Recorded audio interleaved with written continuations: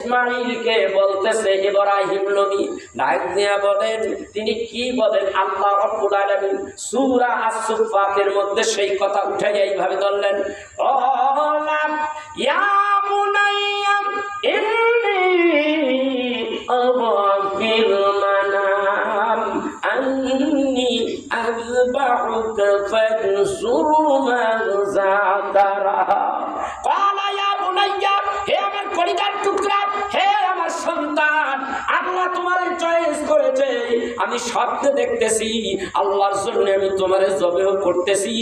ফানজুর মাযা তারা, তোমার রায় কি আমার একটু কও, আল্লাহর জন্য তুমি কোরবানি হয়ে যাও। এটা কেমন কথা, একটা আশ্চর্য কথা রে বাবা। ডাক দিয়া বলে, এই তুমি কি রাজি আছো নি? তোমার রায়টা আমারে জানিয়ে দাও। ফানজুর মাযা তারা, তোমার রায় কি? সন্তান বুঝি জবাব দিছে এইভাবে, বাবা আমাদের খবর নেও নাই, এত বছর পরে আইলা, মায়ের খবর নেও নাই, আমার খবর নেও নাই, আজকে 12 বছর পরে আইছো, তাও একটু আদর যত্ন করবা, তা করো না, আমারে আইছো বুঝি জব করতে। তুমি কি ধরনের বাবা? কথাটা যুক্তি আছে না? যখন আছে না, কথাটা যুক্তি তো আছে, কিন্তু এমনটি বলেন নাই বাবাও পয়গম্বর, ছেলেও পয়গম্বর হতে যাচ্ছে।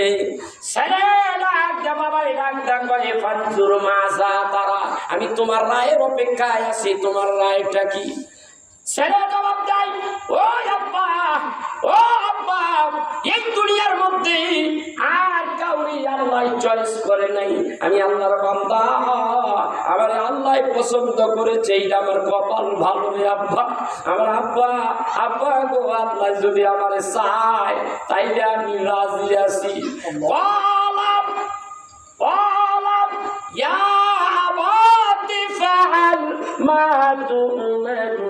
সাতাজিদুনি ইনশাআল্লাহু মিনাস সাবিরিন।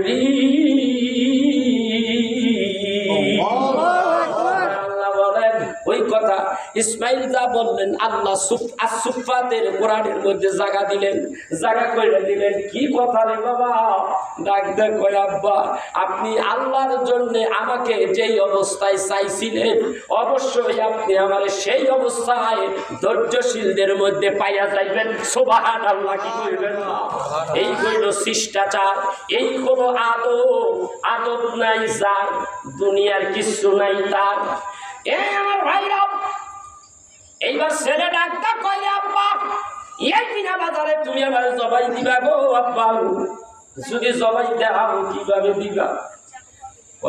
তুই সেজদার মধ্যে থাকবি, আমি রুকুর মতো থাকবো। একবার কয় ভূত হইয়া শীত হইয়া থাক। আব্বা গো, আমি যদি শীত হইয়া থাকি তাহলে তোমার চোখ দুইটা আর আমার দুইটা চোখ, 4 চোখ এক জায়গায় হয়ে যাবে।